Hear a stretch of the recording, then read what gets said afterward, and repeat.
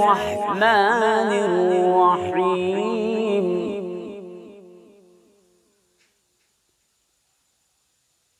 أما السفينة فكانت لمساكين يعملون في البحر فأردت أن أعيبها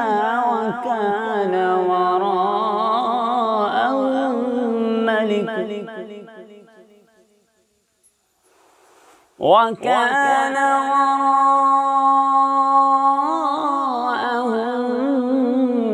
ملك يأخذ كل سفينة غصبا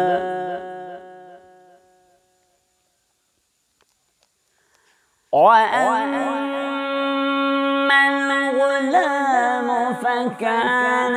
أبواه مؤمنين فخشينا أن يرهقهما طغيانا وكفرا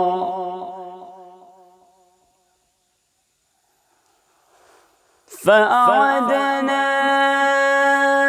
أن يبدلهما ربهما خيرا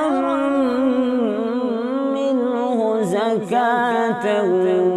وأقرب رحما وأما الجدار فكان لغلامين يتيمين في المدينة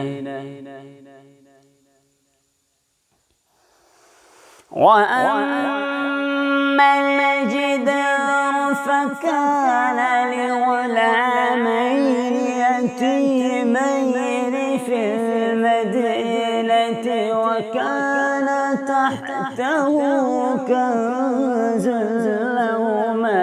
وكان أبوهما صالحا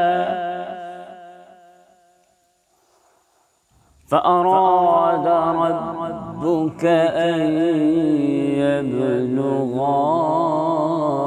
أشدهما ويستخرجا كنزهما رحمة من ربك وما فعلته عن